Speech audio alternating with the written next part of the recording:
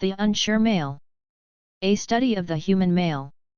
By Roy T. James. Part 2.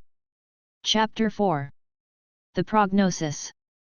Yes, there are clear, easily distinguishable differences between the male and the female even from the stages of a sperm and an egg. Let us now study how these differences manifest in later stages of life while growing up to become a man and a woman respectively. Take the livelihood men and women follow. Women are at ease with occupations which have constant, predictable elements. Housewife, the most popular career among women, is an example of such a line of work, more so, when she is living with the same husband. This perhaps is a scientific reason for monogamy becoming widely prevalent in the human race. Even in an advanced country like the USA with more or less equal employment opportunities for men and women, in more than 20% of the married couple families, the husband was the only worker. We can say that a respectable number of women voluntarily chose to remain a housewife. Let us examine why this particular profession, i.e., housewife, is hugely popular among females all over the world. Is it because this profession is the one best suited for female temperament? It looks like.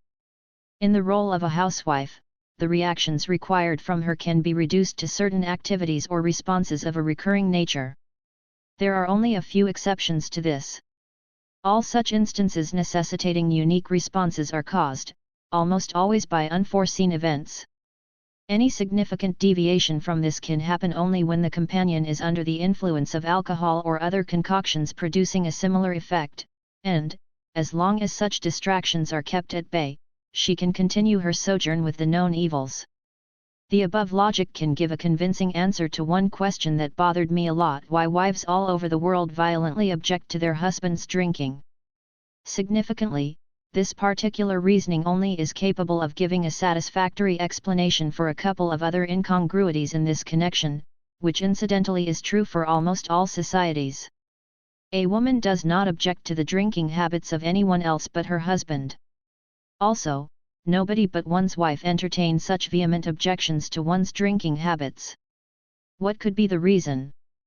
Alcoholic influence could be turning each husband into an unknown, who could be, for example, excessively violent, totally indifferent, or unbelievably magnanimous. In fact, in the case of responses from the wife on matters other than the drinking habits of her husband, her reactions are always predictable. Depending more or less solely on the nature of the act about which she reacts, such reactions take place as normal transactions that always exist as a part of life. Any other special consideration regarding the individuals involved in the act, even when are attended to, takes a back seat. Also, such is the character for any transaction between any other relations in respect of any attribute. In all cases, the actions and reactions of either entity are dependent, less on the personalities involved and more on the nature of the act. To substantiate the claim that woman is generally more rational than man, let us examine some of the reactions by man as well as woman to the events and occurrences of everyday life. Concede, on certain occasions woman's reaction can universally be seen as rather uncontrolled, shrill, and fierce, for example, when confronted with an unexpected or sudden event, like the loss of a dear one. It should also be conceded that man is seen with full emotional control, dignified demeanor, and exemplary conduct, only on such occasions. Other than those rare instances, in all the transactions constituting day-to-day affairs, it is the man who tends to go overboard regularly. Woman generally remains composed, who also issues from time to time sweet restraints to the man. Whenever a man goes overboard, it is always the result of overlooking some such restraint. Earlier we saw that among lions, lioness does the hunting for the pride, while the lion defends the territory and guards cubs during the hunt. Why is it so? I think hunting for prey is in the female's domain for its repetitive trait, the preys mostly being of predictable nature. And, defending territory is in the male's, as that offers more room for uniqueness. Every encounter, say, with another animal or a hunter, becomes a totally new experience. Also, while describing the unparalleled professionalism of the female sex, we saw that it is the female student who does better in studies than the male one. The reason for that can now be made clear: they are always at ease dealing with a known enemy, the lessons. Needless to say, lessons, examinations and all other areas associated with the academic field also, do not demand a unique response. Hence we constantly see, those are mostly the lady students, who come out in flying colors from such institutions. However, while facing varied challenges in later years, invariably, it is the man who achieves greater heights. In almost all such cases, the disappointing career growth of the woman gets attributed to the anti-female, oppressive tactics employed by the male. On the few occasions where such accusations are not easy to find, we always are ready with another excuse, a customary consolation that the poor woman had to find a delicate balance between the domestic and family needs requiring her dedicated participation, and the occupational demands needing her undivided attention, which, restricting her visibility in the professional sphere notwithstanding the sincere and noteworthy contribution otherwise, hampered her chances of advancement in career. We conveniently forget that gentleman too can ill afford to devote his time fully, only to a career or profession. He will be required, as the male nature urges him and as the society expects, to take part in many other activities, unlike a woman. The male's interest extends not only in taking part of such activities but also to prevent the female from the same, by making it unsafe for women etc. The more such activities are standing apart in relation to his work or other matters of personal interest, the better known will he be among his society of concern, a rich amalgam of peers, colleagues, and acquaintances. Also, those who overlook the need to be sociable stands to face the risk of becoming greatly unpopular as the days go by, undoubtedly detrimental to a happy life. Therefore a closer look into this intricacy can show that both men and women effectively devote comparable amounts of time only to each of these, i.e., professional or other fields if viewed separately. Remember, the term professional field will mostly be referring to one's job, as far as the man is concerned. And for the woman, that term could refer to her primary occupation. For housewives, this is totally of domestic responsibility, and for working women, this is a mixture of home and office. When it comes to the term other fields, this will be referring to things mostly of domestic nature as far as women are concerned, whether they are working or not. And anything but domestic, as far as men are concerned. To illustrate, take married life. The woman partner takes due interest in domestic-related matters, firstly as part of her primary profession and additionally, as a digression. The digression also, in the case of most wives, being some matters of a domestic nature and husband being one such matter, husbands get double the attention. The male partner, however, takes due interest in professional affairs as part of his essential responsibility, the rest of the time being devoted to the digression, which would generally be found in one's circle of friends and acquaintances. In cases where such a circle is not available on call, the digression also will be something connected with his profession. In the former case, the man confuses the additional attention from the woman, with nagging, rather than recognizing it as a proper and uxorial reaction. And in the latter case, woman confuses it with irresponsible behavior rather than as a natural male response. Here, the words professional as well as domestic are used, rather than with any unique meaning in view, the former to denote single area of interest and the latter, a conglomeration of interesting areas. In cases where a woman chooses to be teacher or nurse, receptionist, and the like, most popular jobs among women, she has to deal with familiar situations only. In these instances, the woman is obliged to deal with quite known faces, those who have come to learn, the sick, the unwell, or someone who needs a welcome. And it can also be safely concluded that the reactions solicited from her also, are more or less of predictable nature.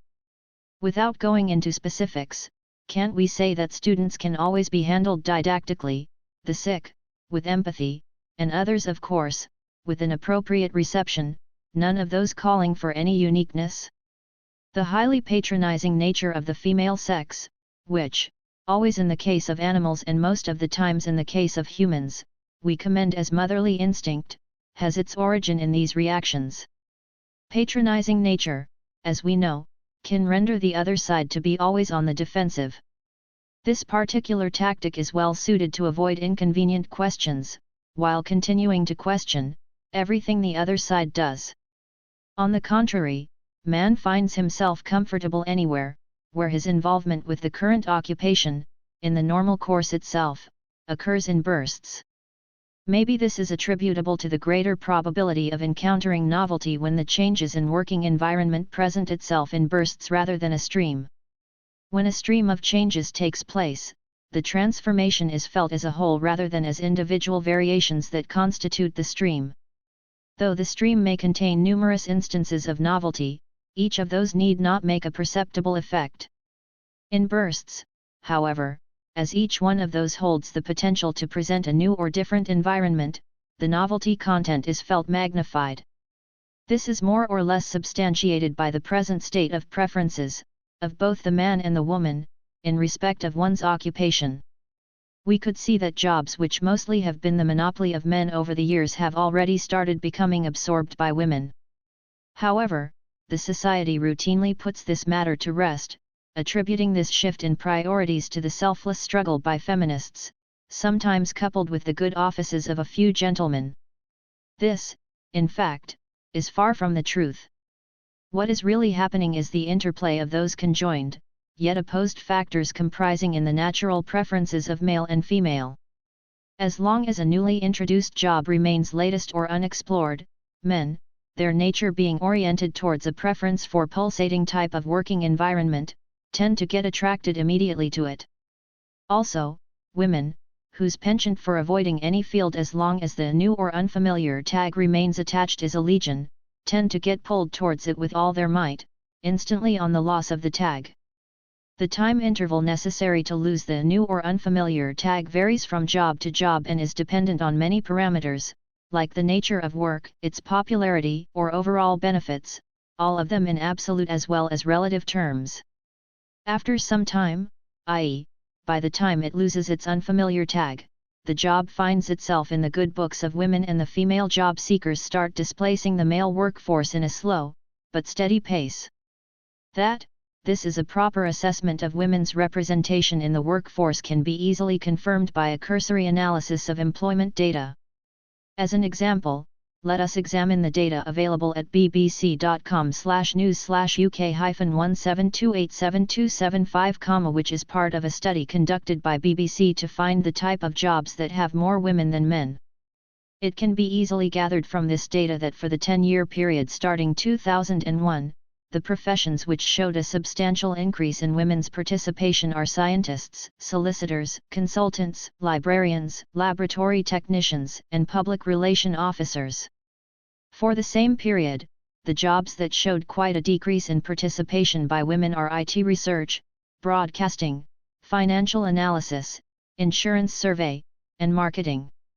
It is not difficult to see that the former jobs have either been in the female's domain for many years or have already become a part of the established workforce. Therefore, these professions can be considered to be representing areas which are stabilized enough to be free from any revolutionary changes or sudden upheaval, easily justifying the greater acceptability among females. Also, the latter ones represent areas which are more or less under constant churning, which are affected by the rapid changes in technology as well as the variations in the financial environment. Coupled with this is the total unpredictability associated with accidents or other calamities, making these professions hugely unpopular among females. But we humans do not leave the matter at that. The men, as well as women, will be happy and contented only when this natural transition is made to look like a hard-earned fruit or a big loss to be made good, or both, giving ample opportunities of reflection. We in effect, by according undue importance to this natural process and by creating heroes and heroines in our midst, are further adding to such opportunities of reflection.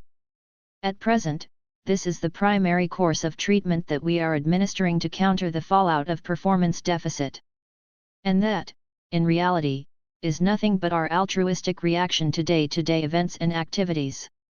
Of course, leaving aside the equally popular, but harmful techniques of overuse of alcohol, drugs, violence, etc. We are always on the lookout for more and more, novel methods of applying this medicine to treat this perennial problem. And this keeps appearing at frequent intervals, of course, disguised as something else. Chapter 5. The Remedy. Having identified almost all the observed differences between the male and the female, let us proceed further. We need to study now how both the genders cope up with the resulting situations and challenges, presently. A quick review of some of the popular sayings about men and women can show that since time immemorial, variations similar to these were known to people. And all the cultures, since the ancient days, was aware of this. To appreciate, let us glance at a few expressions selected at random, depicting the magnitude and range of its diversity. The chief task in life that a man has to perform is that of impressing the opposite sex, and Mother Nature is not so kind to men to provide any shortcuts. If you can stimulate her to really good laughter, or rather a loud peal of delight, you have at least caused her to loosen up and to change her expression. Women have no corresponding need to impress men. They already appeal to men. Slower to get it, more pleased when they do, and swift to locate the unfunny. And remember, this is women when confronted with humor. Is it any wonder that they are backward in generating it? Sometimes I wonder if men and women really suit each other. Perhaps they should live next door and just visit now and then. Men were made for war. Without it they wandered about aimlessly, getting under the feet of the women, who were trying to organize the really important things of life. Sure, God created man before woman. But then you always make a rough draft before the final masterpiece. Why do men chase women they have no intention of marrying? The same urge that makes dogs chase cars they have no intention of driving. The obvious and fair solution to the housework problem is to let men do the housework for, say, the next 6,000 years, to even things up. The trouble is that men, over the years, have developed an inflated notion of the importance of everything they do, so that before long they would turn housework into just as much of a charade as business is now. They would hire secretaries and buy computers and fly off to housework conferences in Bermuda, but they'd never clean anything. By now appropriate corrective measures would have been in place, had we recognized these as gender-influenced attitudes. Instead, since the Big Bang, most male members and a few female ones of mankind have been finding in this, ample evidence of basic differences in outlook between male and female. Unfortunately, nothing has been done except for deriving entertainment, as exemplified in the humorous quotes, and in a few cases, scholastic value, out of this complexity. The remaining few males and the majority of females, though have not been able to find such pearls of wisdom, found great value in this as a clear evidence of male hegemony. However, such a view also could achieve nothing else but putting a stop to any meaningful research or studies in relation. And such gender-oriented preferences came to be accepted as a scientific fact. Why should there be a difference between the male and the female in asexual or neutral areas, for example, outlook, perception, and attitude? Why should non-professional approach become an integral component of everything male and the converse of that, unmistakably of the female? Quite telling, the answers would have been if the peculiarities were studied with due attention paid to the existence of the masculine and the feminine in the whole tapestry of human interactions. Instead, these were getting attributed to few innocuous causes, like the varying effects of social and other influences on different genders, the non-uniform male and female instincts, as well as the dissimilarities between the natural reactions of man and those of woman, the differences in genetic build-up between male and female, while responding to the environment, not to mention the universally accepted proposition, suppression of females over the ages. In short, these telling behavioral quirks, as well as the incidence of such differences in other forms of life, have not been given the attention they deserve. A quick glance at the available collection of literature shows that the existence of such unexplored territories in the manifestation of the masculine and the feminine in the respective genders is never acknowledged. Instead, almost all exponents of human character, in a careless and perfunctory manner, attributed such powerful signals to the chauvinistic conspiracy of the male to deny females their due. Also, no effort could be seen in analyzing this, as to whether this is something pointing to some fresh areas or unknown differences in orientation between genders. Had we done such studies, by now there would have been many new frontiers of knowledge and a better understanding of nature. Thus we are in a vicious circle. The male, always on the defensive with the burden of proof to show that no such conspiracy exists, and the female, perpetually on the offensive with a long list of holes in every such proof. This in effect has put a stop to any meaningful research, which would have produced such a paper as this, much earlier, that could have been undertaken by men as well as women. Assuming that few men, or women, broke from this vicious circle and started a rigorous investigation into this imbroglio, let us see what would have been the outcome. As they begin their study, they would have been reassured by the fact that a very early treatise on the nature of life, History of Animals by Aristotle, dwells at length on such differences. This book analyzes the variations in behavior between the male and the female of all forms of life, though it stops short of ascribing any specific reason for the same. This important finding would have, as beginner's luck, propelled further research with great alacrity. And they would have had the following view. Man is just one instance of the male, and the woman, that of the female. Therefore, the first step should be to explore the existence of similar differences in living beings of other species. And the next step should be to see whether or not these differences originate from something common to life as a whole. They shall be finding through a close examination of specific behavioral patterns of male and female animals that unquestionably, the more superior technique is that of the female. This difference is clearly seen in all facets of life and living, especially when comparing the effectiveness of either approach in meeting the ends. For example, the female catches enough prey to feed the full family, whereas male hardly manages his share. Also, the female is more adept at avoiding and escaping from danger than the male. In almost all styles and techniques where gender-specific patterns exist, greater the appropriateness, one can find in the technique adopted by the female. To cite one instance, among lions, the female ones have been observed to rely on mutually supportive strategies to hunt their prey, unlike the males. They group and hunt under the cover of darkness in open grassy areas with large plains, employing cooperative strategies, thus ensuring a huge kill. Whereas, the male lions hunt in the dense vegetation where hunting success could be achieved only at a lesser scale, that too by resorting to techniques demanding greater skill, such as chasing from behind, necessitating more frequent forays. In another instance, while examining the survival capabilities of male and female elk, the male ones, though, showed ability to move quickly through the study, could be seen to be achieving only limited success in the open fields, which was abundant with nutritious grass. When it came to the female ones, they choose to graze on the sparse vegetation of wooded areas and move around slowly and cautiously. As can be gathered from the relative merit of the style adopted by the females in avoiding enemies, the survival rate of the female elk in most of the groups subjected to the study has been found to be higher when compared to the males. Hence it shall not be difficult for them to reaffirm that the female is, always and every time, more professional. In a little while, they would have known that male-female differences get accentuated during mating season, if not aware of this already. Let us say, unlike their predecessors, who, observing such peculiarities as these, readily acknowledged them as another example of the thoughtfulness of nature to ensure the smooth continuation of the species, they chose to probe further.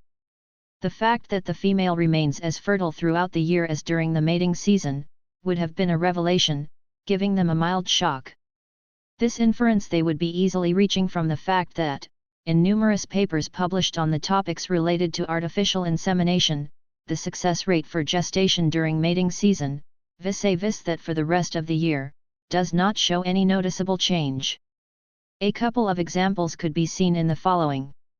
Italian Journal of Animal Science, Vol. 6, 2007, pages 107 to 118, where possibilities for the application of fixed-time artificial insemination, FTAI, in off-breeding season has been found. This opens a possibility of scheduling efficiently the conception, using FTAI, throughout the year. Feline embryo transfer during the non-breeding season, where, it has been found possible to obtain normal kits from queens in both breeding and non-breeding seasons. http://europepmc.org/right/.